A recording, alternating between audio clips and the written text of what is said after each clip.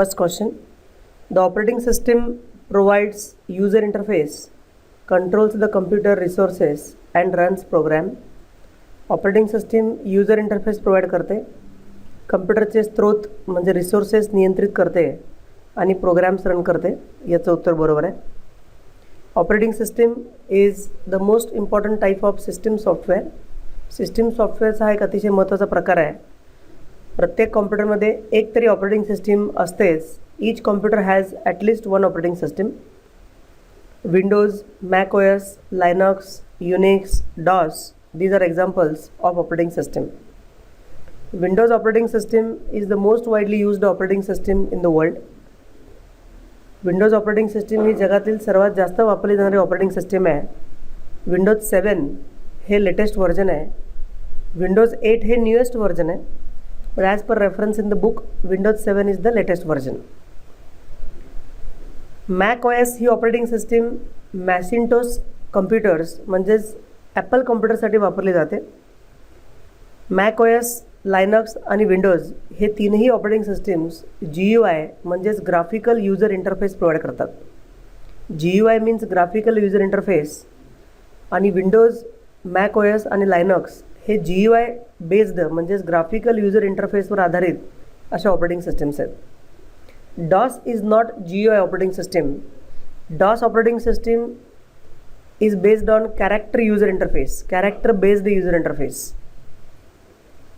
लायनक्स या ऑपरेटिंग सिस्टीमबद्दल काही महत्त्वाचं वाक्य लक्षात ठेवायचं आहे. Linux operating system is a free operating system, non proprietary operating system. Linux या ऑपरेटिंग सिस्टीमवरती कुठल्याही कंपनी, कुठलीही संस्था किंवा कुठल्याही व्यक्तीचा मालकी हक्क नाही. फ्री किंवा नॉन प्रोप्रायटरी अशा प्रकारची ही ऑपरेटिंग सिस्टीम आहे. युनिक्स या ऑपरेटिंग सिस्टीमबद्दल महत्त्वाचं वाक्य लक्षात ठेवा. Unix is a server or network operating system. Unix he network operating system आहे. तर ऑपरेटिंग सिस्टीमबद्दल काही मुद्दे मी सांगितले. ऑपरेटिंग सिस्टीमच्या मुख्य 3 कॅटेगरीज असतात. Embedded operating system, network operating system and standalone operating system. Embedded operating systems are used in smaller computers like tablet, palmtop, PDA. Windows, CE.NET and Palm OS are examples of embedded operating system. Embedded operating system ही छोट्या आकाराच्या कम्प्युटरमध्ये असणाऱ्या ROM मेमरीमध्ये install केली गेलेली असते. Second type is network operating system which is installed on one of the computer connected on the network. नेटवर्कवरती जोडल्या गेलेल्या एखाद्या कम्प्युटरमध्ये इन्स्टॉल केलेल्या ऑपरेटिंग सिस्टीमला नेटवर्क ऑपरेटिंग सिस्टीम NOS असं म्हणतात. Windows 2003 server, Windows 2008 server, Unix are examples of network operating system, and network operating systems are used to control and coordinate all the networking activities. नेटवर्कवरती असणाऱ्या सर्व कम्प्युटरवरती नियंत्रण ठेवण्यासाठी, समन्वय साधण्यासाठी नेटवर्क ऑपरेटिंग सिस्टीमचा वापर केला जातो. ऑपरेटिंग सिस्टीमची तिसरी कॅटेगरी आहे स्टँडअलोन ऑपरेटिंग सिस्टीम किंवा डेस्कटॉप ऑपरेटिंग सिस्टीम, जी एका डेस्कटॉप कॉम्प्युटर, लॅपटॉप कॉम्प्युटरमध्ये वापरली जाते आणि त्या कॉम्प्युटरमध्ये असणाऱ्या रिसोर्सेसचं कंट्रोल करणे, प्रोग्राम्स रन करणे, यूजर इंटरफेस प्रोव्हाइड करणे असे task standalone operating system perform करते. Windows 7, Windows Vista, Windows 8, Linux, Mac OS are examples of standalone or desktop operating system. या प्रश्नाचं उत्तर बरोबर आहे. Operating system user interface provide करते, कम्प्युटरचे रिसोर्सेस कंट्रोल करते, प्रोग्राम्स रन करते. बरोबर आहे. Capacity of a storage device is usually measured in terms of bites.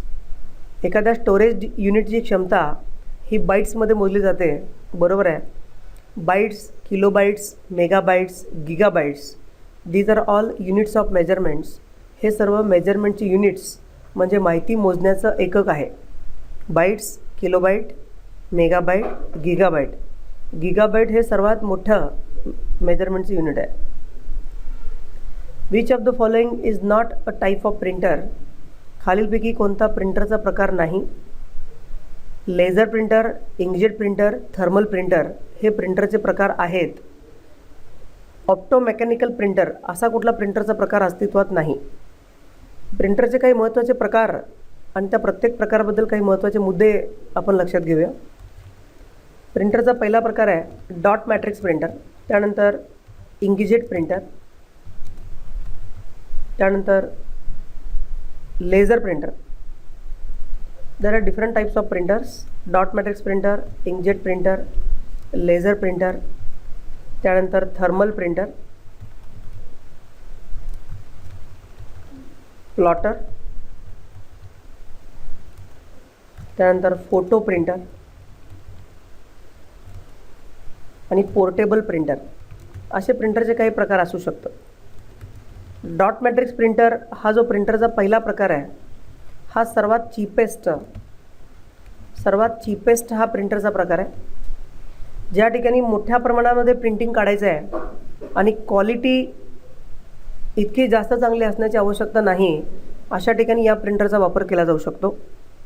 एकदा परीक्षेमध्ये अशा प्रकारचा प्रश्न थेअरीमध्ये होता की एखाद्या बँकेमध्ये मोठ्या प्रमाणामध्ये प्रिंटिंग काढायचं आहे आणि प्रिंटिंगची क्वालिटी इतकी चांगली असण्याची आवश्यकता नाही, पण लार्ज क्वांटिटीमध्ये प्रिंटिंग काढायचं असेल आणि कमीत कमी खर्चामध्ये काढायचं असेल तर कुठला प्रिंटर आपण वापराल? Dot matrix printer is the right choice. Dot matrix printer is the cheapest type of printer. It provides poor quality but low price. अतिशय इनएक्सपेन्सिव्ह अशा प्रकारचा हा प्रिंटर आहे. इनएक्सपेन्सिव्ह म्हणजे अतिशय कमी खर्चिक अशा प्रकारचा हा प्रिंटर आहे. बँकेमध्ये वगैरे मोठ्या प्रमाणात याचा वापर केला जाऊ शकतो. यूज्ड बाय बँक्स, ऑर्गनायझेशन्स, मोठ्या ऑर्गनायझेशन्स, बँक्स अशा प्रकारच्या ठिकाणी डॉट मॅट्रिक्स प्रिंटरचा वापर मोठ्या प्रमाणात केला जाऊ शकतो. Dot matrix printer uses print head. या डॉट मॅट्रिक्स प्रिंटरमध्ये प्रिंट हेडचा वापर केला जातो. And which has small pins with series of small pins. अतिशय बारीक बारीक अशा पिन्स त्याच्यामध्ये असतात. अँड प्रिंट्स कॅरेक्टर्स, वेगवेगळ्या प्रकारचे कॅरेक्टर्स तो प्रिंट करतो यूजिंग डॉट्स किंवा डॉटेड पॅटर्न. डॉटेड पॅटर्नमध्ये कॅरेक्टर्स किंवा इमेजेस प्रिंट केले जातात. याला डॉट मॅट्रिक्स प्रिंटर असं म्हणतात. But it is very slow, poor quality and slow. Speed हा अतिशय स्लो असतो. But very cheapest type of printer. अतिशय कमी खर्चामध्ये प्रिंटिंग करण्यासाठी या प्रिंटरचा वापर केला जातो. Inkjet printer is the most widely used type of printer. सर्वात जास्त वापरला जाणारा प्रिंटरचा प्रकार आहे inkjet printer. It is also inexpensive type of printer but good quality. Dot matrix प्रिंटरपेक्षा चांगली क्वालिटी याच्यामध्ये प्रिंट काढली जाते. आणि या प्रिंटरमध्ये लिक्विड इंकचा वापर केला जातो आणि लिक्विड इंक कार्ट्रिजमध्ये भरली गेलेली असते. काही कार्ट्रिजेस असतात आणि या कार्ट्रिजमध्ये लिक्विड स्वरूपामध्ये ही इंक भरलेली असते. It has a tiny hole at the bottom. याच्यामध्ये एक बॉटमला छोटंसं होल असतं, tiny hole at the bottom. And using this tiny hole at the bottom it sprays ink on to the paper. Sprays ink on to surface of paper. पेपरच्या सरफेसवरती हाय स्पीडने ही Inc spray केली जाते आणि प्रिंट काढली जाते. याच्यामध्ये कलर आणि ब्लॅक अँड व्हाईट दोन्हीही ऑप्शन्स उपलब्ध आहेत. Most widely used but inexpensive type of printer also provides good quality. Laser printer हा इंकजेट प्रिंटरपेक्षा एक्सपेन्सिव्ह आहे. It is somehow expensive type of printer but it is use to provide high quality output. अतिशय high quality output print करण्यासाठी या प्रकारच्या प्रिंटरचा वापर केला जातो. And it uses laser technology. याच्यामध्ये लेझर लाईट बीमचा वापर केला जातो. लेझर लाईट बीम, लेझर टेक्नॉलॉजीचा वापर याच्यामध्ये केला जातो. And it produces very high quality output. ऑफिसेसमध्ये वगैरे याचा वापर मोठ्या प्रमाणात केला जातो. Thermal printer is actually provides photographic quality. Photo quality, अतिशय high quality photo quality output print करण्यासाठी याचा वापर केला जातो. या प्रकारच्या थर्मल प्रिंटरमध्ये हीट इलेमेंटचा वापर केला जातो. This type of printer uses heat elements and specifically it requires heat sensitive paper. या प्रकारच्या प्रिंटरमध्ये विशिष्ट प्रकारचा हीट सेन्सिटिव्ह पेपर वापरला जातो आणि काही हीट इलेमेंटच्या सहाय्यानं फोटोग्राफिक क्वालिटी किंवा फोटो क्वालिटी आउटपुट प्रिंट करण्यासाठी थर्मल प्रिंटरचा वापर केला जातो. आजकाल काही छोट्या आकाराचे देखील थर्मल प्रिंटर्स उपलब्ध आहेत, जे सुपर मार्केट्समध्ये, बसमध्ये बऱ्याच ठिकाणी छोट्या आकाराचे थर्मल प्रिंटर देखील उपलब्ध आहेत. Plotter is a special purpose printer. Plotter हा एक स्पेशल पर्पज प्रिंटर आहे. मोठ्या आकाराचे हे प्रिंटर्स असतात. वेगवेगळ्या प्रकारचे मॅप्स, नकाशे, होर्डिंग्स, बॅनर्स, पोस्टर्स प्रिंट काढण्यासाठी याचा वापर केला जाऊ शकतो. Use to print maps, hoardings, banners, posters etcetera. वेगवेगळ्या प्रकारच्या आर्किटेक्चरल ड्रॉइंग्स वगैरे प्रिंट काढण्यासाठी प्लॉटरचा वापर केला जातो. फोटो प्रिंटर हा स्मॉल प्रिंटर आहे, small type of printer. Basically it is used to print photos from camera. Directly आपल्याला कॅमेरा कनेक्ट करता येतो. Directly connect to camera. Directly कॅमेराला कनेक्ट करता येतो आणि आपल्याला फोटोज प्रिंट काढता येऊ शकतात. छोट्या आकाराचे प्रिंट म्हणजे 4x6 किंवा 6x8 छोट्या आकाराचे प्रिंट काढण्यासाठी या फोटो प्रिंटरचा वापर केला जाऊ शकतो. डायरेक्टली एखाद्या डिजिटल कॅमेराला आपल्याला हा जोडता येऊ शकतो. पोर्टेबल प्रिंटर हा देखील आकाराने छोट्या आकाराचा प्रिंटर असतो. रिमूवेबल म्हणजे इकडून तिकडे कुठेही आपल्याला रिमूव्ह करता येतो. स्पेसिफिकली लॅपटॉपसाठी वगैरे याचा वापर मोठ्या प्रमाणात केला जाऊ शकतो. Okay, used with laptops. So some important points about different types of printers. प्रिंटरबद्दल काही महत्त्वाचे पॉईंट्स आपण इथे लक्षात ठेवले. तर इथे योग्य उत्तर आहे ऑप्टोमेकॅनिकल प्रिंटर. असा कुठला प्रिंटरचा प्रकार उपलब्ध नाही. प्रश्न असा होता, पुढीलपैकी कोणता डिव्हाइस हा प्रिंटरचा प्रकार नाही? ऑप्टोमेकॅनिकल हा प्रिंटरचा प्रकार नाही आहे. Speakers and headphones are the most common types of audio output devices. Speaker आणि हेडफोन यांच्या साहाय्यानं ऑडिओ आउटपुट केलं जातं. याचं उत्तर बरोबर आहे. Both are the most commonly used audio output devices.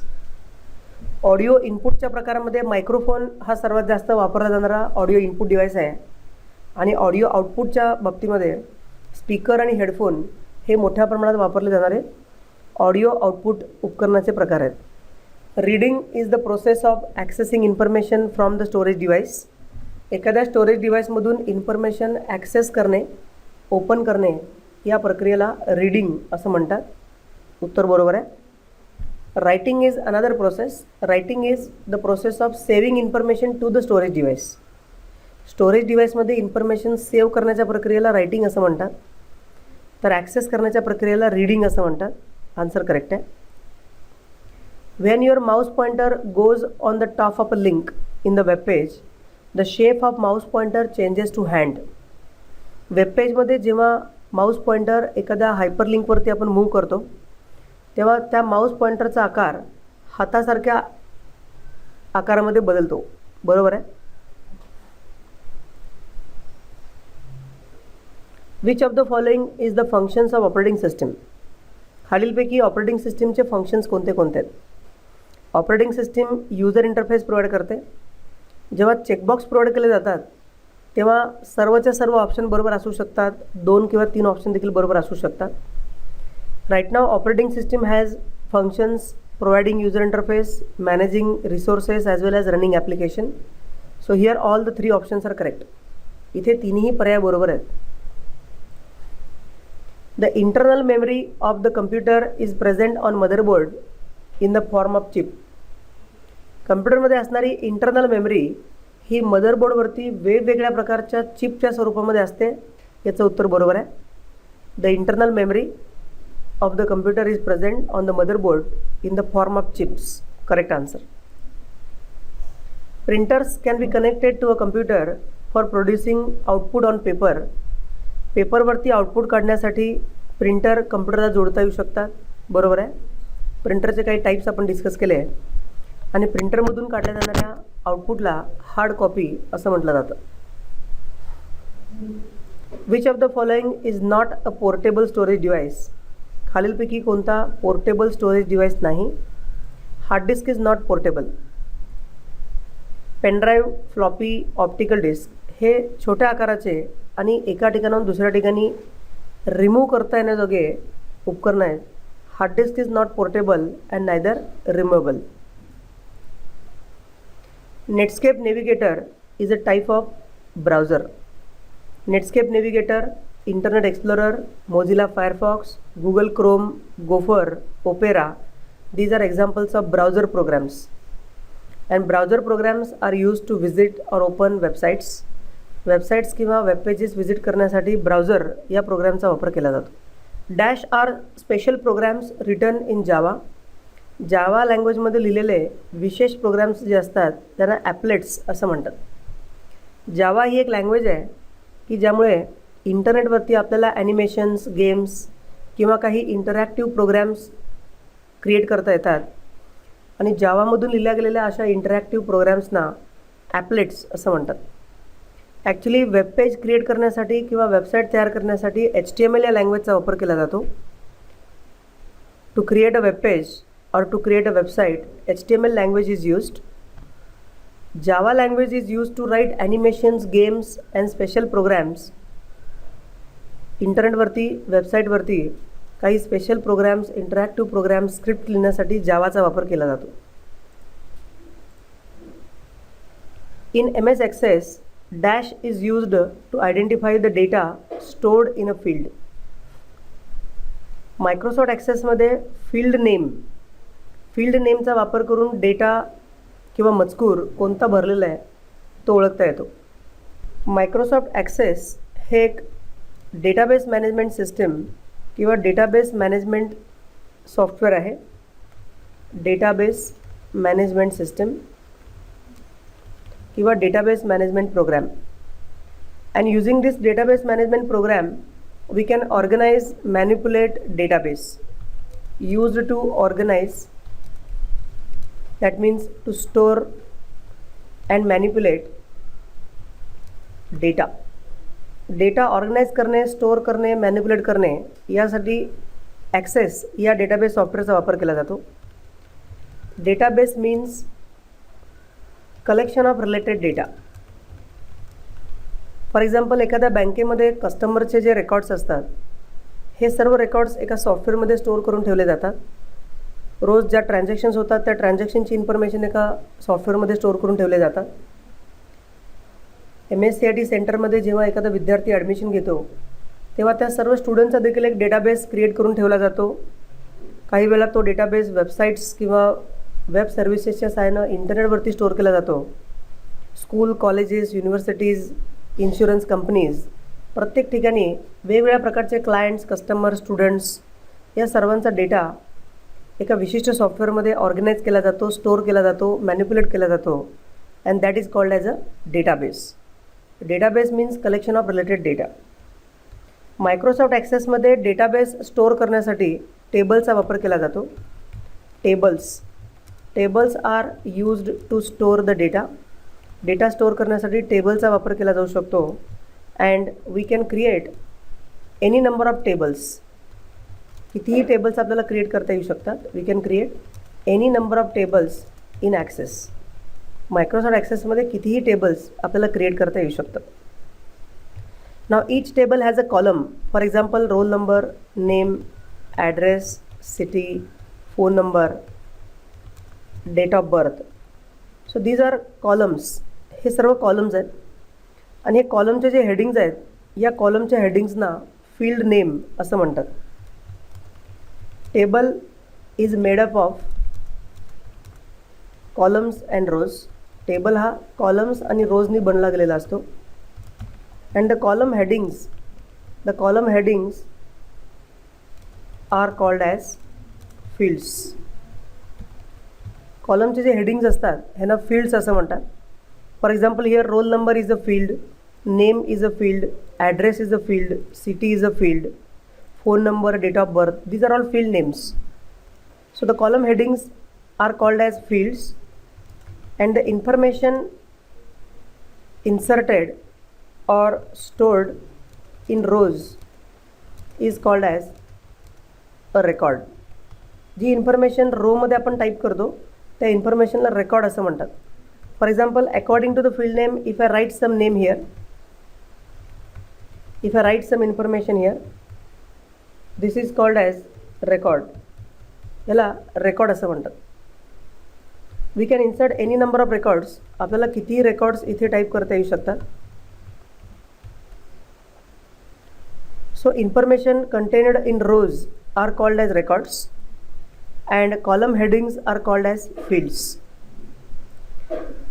तर मायक्रोसॉफ्ट ॲक्सेसमध्ये कुठल्याही प्रकारचं टेबल जेव्हा आपण क्रिएट करतो तेव्हा सर्वात आधी त्या टेबलचं स्ट्रक्चर डिझाईन केलं जातं. म्हणजे त्या टेबलमध्ये एकूण किती फील्ड्स हवेत ते फील्ड्स डिफाईन केले जातात. How many fields we want roll number, name, address, city, phone number, date of birth. जितके आपल्याला फील्ड हवेत तितके फील्ड आपण इथे मेन्शन करू शकतो. So what are field names? Field names are used to identify the column or the column headings are called as field names, and each field has a specific data type. प्रत्येक फील्डमध्ये type केली जाणारी information एका विशिष्ट टाईपची असते. For example, in this roll number field we would type only numbers. In this name field we will type only text. In date of birth we should type only date. So each field has a certain data type, and according to that data type we have to insert information. त्या data टाईपला अनुसरून आपल्याला एक information त्या फील्डमध्ये type करावी लागेल. So at the time of creating the table create करत असताना टेबलमध्ये फील्ड्स कोणते हवेत आणि त्या प्रत्येक फील्डचा डेटा टाईप कोणता हवा आहे हे आधी डिफाईन केलं जातं. For example, for roll number the data type must be number. Roll number या फील्डसाठी डेटा टाईप कोणता असायला पाहिजे? Number. For name field data type must be text. For phone number the data type must be number. For date of birth the data type must be date time. इथं date time नावाचा एक data type आहे. So data type refers to the type of data to be inserted into the field, and each field has a specific data type, and according to the data type the values are inserted, the records are inserted. Normally, one important point we have to note about text data type. Text data type allows only max 255 characters. Text या data टाईपमध्ये आपल्याला textual information type करता येते, but the limitation of this data type is it allows only 255 maximum characters. ज्या field नेमला text हा data type set करून ठेवला गेला असेल त्यामध्ये फक्त 255 कॅरेक्टर टाईप करता येऊ शकतात. पण नॉर्मली ॲड्रेस किंवा बऱ्याच वेळेला काही रिमार्क अशा प्रकारचे काही फील्ड्स असतात आणि या फील्डमध्ये टाईप केली जाणारी इन्फॉर्मेशन ही 255 कॅरेक्टरपेक्षा मोठ्या कॅरेक्टरची असू शकते. आणि जेव्हा आपल्याला 255 कॅरेक्टरपेक्षा जास्त कॅरेक्टर टाईप करायचे असतात तेव्हा अशा ठिकाणी आपण आणखीन एक डेटा टाईप यूज करू शकतो, दॅट इज मेमो. मेमो हा जो डेटा टाईप आहे तो मोर दॅन 255 कॅरेक्टर्स 255 कॅरेक्टर्सपेक्षा जास्त कॅरेक्टर टाईप करायला अलाव करतो. And another important point about memo data टाईपबद्दल अजून एक महत्त्वाचा पॉईंट असा आहे, memo data type allows mixed entries, mixed values म्हणजे टेक्स्ट, नंबर्स, सिम्बॉल्स ह्या सगळ्या गोष्टी आपल्याला टाईप करता येऊ शकतात. Allows long text and mixed values. Long text type करायचं आहे आणि मिक्स्ड व्हॅल्यूज टाईप करायचे आहेत तर डेटा टाईप आपल्याला मेमो हा सिलेक्ट करावा लागेल. सिटीसाठी डेटा टाईप टेक्स्ट सिलेक्ट करायला हरकत नाही, कारण की सिटीचं नाव हे 255 कॅरेक्टरपेक्षा जास्त असण्याची शक्यता नाही आहे. So according to the requirement we should have appropriate data type. आणखीन काही डेटा टाईपचे प्रकार आहेत. For example, if I want to add photo to the database, एखाद्या विद्यार्थ्याचा फोटो जर डेटाबेसमध्ये स्टोअर करायचा असेल तर OLE ऑब्जेक्ट या डेटा टाईपचा वापर केला जातो. त्याचबरोबर ईमेल किंवा एखाद्या वेबसाईटचं नाव स्टोअर करण्यासाठी हायपरलिंक या डेटा टाईपचा वापर केला जातो. त्याचबरोबर एखादी फाईल जर अटॅच करायची असेल तर अटॅचमेंट नावाचा एक डेटा टाईप यूज केला जातो. So these are different data types: number, text, memo, date time, OLE object, hyperlink, attachment. These are all data types, and data types are used to refer the type of data. They are used to specify the type of data to be inserted in each field. तर प्रत्येक फील्डला एक विशिष्ट data type set केला गेलेला असतो, and according to that data type we input records. So few important points we have to remember about access. So here in MS Access, field name is used to identify the data stored in the field. Correct answer. Click on submit. Inkjet printer prints data or images by spraying small droplets of ink at high speed onto the surface of paper. Inkjet printer has a teeny hole at the bottom and it sprays ink onto the surface of paper. तर हा answer बरोबर आहे. Inkjet printer हा कागदाच्या पृष्ठभागावरती Inc किंवा शाईचे थेंब जलद गतीने स्प्रे करून डेटा किंवा प्रतिमा छापतो. याचं उत्तर बरोबर आहे. These chips are specifically designed to handle processing requirements related to displaying and manipulating 3D images. 3D images म्हणजेच त्रिमितीय प्रतिमा, 3D गेम्स, 3D मूव्हीज अशा प्रकारच्या 3D इमेजेसच्या प्रोसेसिंग रिक्वायरमेंट्स फुलफिल करण्यासाठी आपल्या कम्प्युटरमध्ये ग्राफिक को प्रोसेसर किंवा ग्राफिक कार्ड या प्रकारचा एक ॲडॅप्टर कार्ड जोडता येऊ शकेल. So graphic coprocessors or graphic cards are specifically designed to handle the processing requirements related to displaying and manipulating 3D images. आजकाल बऱ्याचशा लॅपटॉपमध्ये, डेस्कटॉपमध्ये अशा प्रकारचे ग्राफिक कार्ड्स किंवा ग्राफिक कोप्रोसेसर्स उपलब्ध आहेत, ज्यांच्या सहाय्यानं 3D इमेजेस डिस्प्ले करणं किंवा मॅनिप्युलेट करणं आणि त्याच्या संदर्भात असणाऱ्या प्रोसेसिंग रिक्वायरमेंट्स फुलफिल केल्या जातात. Will go to practical. प्रॅक्टिकलमधले काही नवीन प्रकारचे प्रश्न आपण सोडून पाहूया. कट, कॉपी, पेस्ट, रिनेम आपल्याला सोडवता येईल. इथे एक प्रश्न आहे. In the given MS Word document replace the word shelf with the word desk through out the document. दिलेल्या वर्ड डॉक्युमेंटमधील सर्व सेल्फ हे शब्द डेस्क या शब्दाने बदला. होम टॅबमध्ये रिप्लेस या ऑप्शनला आपल्याला क्लिक करायचं आहे. फाइंड वॉट इथे आपल्याला टाईप करायचं आहे शेल्फ आणि रिप्लेस विथमध्ये आपल्याला टाईप करायचं आहे डेस्क. रिप्लेस ऑल या बटनला क्लिक करा. We have made one replacement. ओकेला क्लिक करून क्लोज या बटनला क्लिक करून डायलॉग बॉक्स क्लोज करा and then submit. Display the given document in draft view. दिलेले डॉक्युमेंट ड्राफ्ट व्ह्यूमध्ये दाखवा. व्ह्यू टॅबमध्ये ड्राफ्ट या ऑप्शनला क्लिक करायचं. Draft view, outline view, web layout view असे व्ह्यूज उपलब्ध आहेत. ड्राफ्ट व्ह्यूला क्लिक करायचं आहे आणि सबमिट करायचं आहे. In the given MS Word document change the bottom margin. आपल्याला कस्टम मार्जिनमधून बॉटम मार्जिन चेंज करता येईल. For the given worksheet change font change करता येईल. एक्सेलमध्ये देखील लेफ्ट मार्जिन चेंज करता येईल. पेज लेआउटमध्ये कस्टम मार्जिन ऑप्शन उपलब्ध आहे. Microsoft PowerPoint insert blank slide at the end. सर्वात शेवटी ब्लँक स्लाईड ॲड करा. Insert text box with text document with font size 48 in the second slide. Second स्लाईडमध्ये एक टेक्स्ट बॉक्स इन्सर्ट करा. त्यामध्ये document हा शब्द लिहा आणि त्याची साईज 48 करा. हा प्रश्न सोडवता येऊ शकेल. नेक्स्ट प्रश्न आहे. In the given presentation apply gradient fill background style to the second slide. दुसऱ्या स्लाईडला gradient fill background style apply करा. Select slide number 2. Slide number 2 select करा. डिझाईन टॅबमध्ये क्लिक करा. फॉर्मॅट बॅकग्राऊंड या ऑप्शनला क्लिक करा आणि ग्रेडियंट फिल हा ऑप्शन चूज करा. इथे बॅकग्राऊंडला एक कलर अप्लाय होईल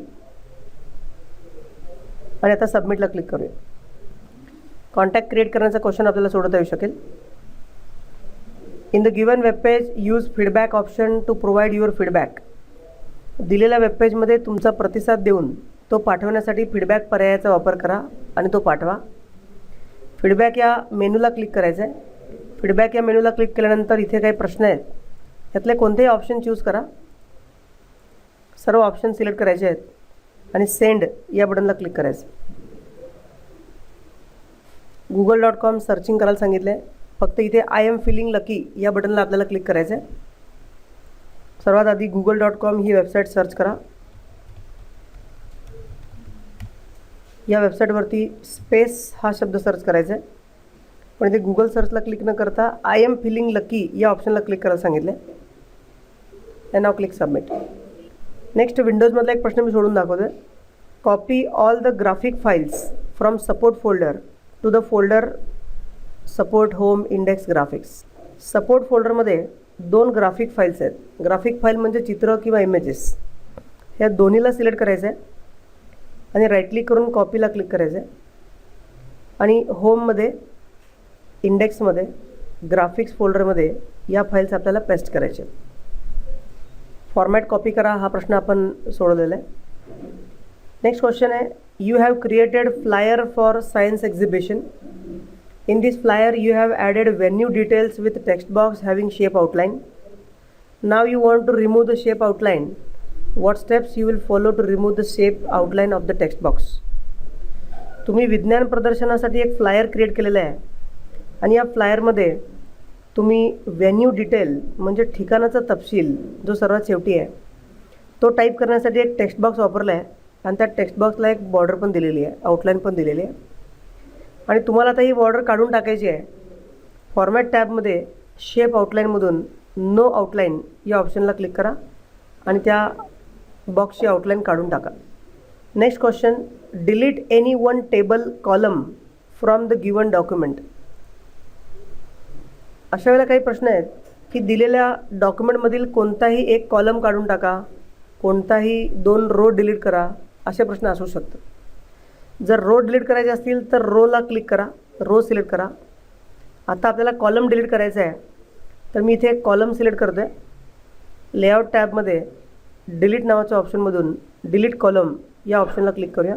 कॉलम डिलीट होईल आणि आता सबमिट या ऑप्शनला क्लिक करूया. सॉर्टिंग क्वेश्चन सोडवता येईल. पाय चार्टचं कॉलम चार्टमध्ये चार्ट बदलायचं आहे. Change the chart from pie chart to column chart. इथे चार्ट दिलेला आहे, या चार्टला सिलेक्ट करा. त्यानंतर डिझाईन टॅबमध्ये क्लिक करा. चेंज चार्ट टाईप या ऑप्शनला क्लिक करा आणि इथून आपल्याला कॉलम चार्टला क्लिक करायचं. परीक्षेमध्ये कधी कॉलम चार्ट, कधी बार चार्ट, जो पर्याय निवडायला सांगितलेला आहे तो पर्याय निवडायचा आहे आणि ओकेला क्लिक करायचं. In the given presentation remove date and time from all the slides. दिलेल्या प्रेझेंटेशनमध्ये सर्व स्लाईडमधून डेट अँड टाईम आपल्याला काढून टाकायचं.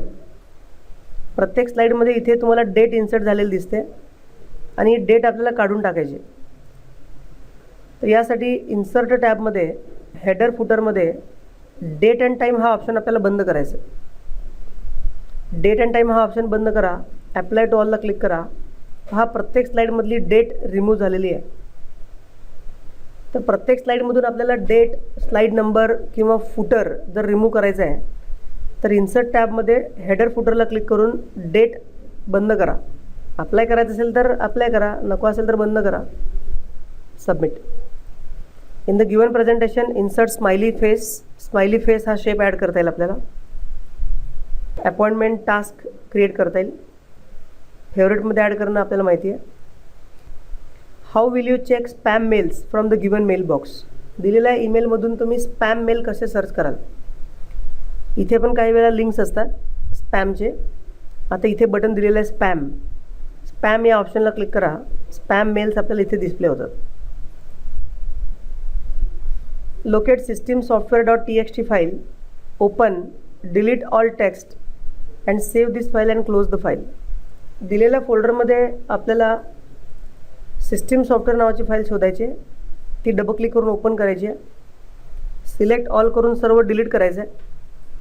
डिलीट केल्यानंतर फाईल सेव्ह करायची आहे, क्लोज करायचं आहे आणि मग सबमिट करायचं आहे. In the given word document insert hyperlink to the word keyboard and link this to yahoo.com web page. तर या डॉक्युमेंटमध्ये कीबोर्ड हा शब्द कुठे आहे तो आपल्याला शोधायचा आहे. त्याला सिलेक्ट करायचं आहे. इन्सर्ट टॅबमध्ये हायपरलिंक या ऑप्शनला आपल्याला क्लिक करायचं आहे आणि हायपरलिंकला क्लिक केल्यानंतर इथे वेबसाईटचं नाव टाईप करा www.yahoo.com. Using appropriate formula calculate total price. Quantity आणि प्राईसचा गुणाकार करून टोटल प्राईस कॅल्क्युलेट करू शकता. ट्रान्झिशन किंवा टायमिंग इफेक्ट आपल्याला अप्लाय करता येऊ शकेल.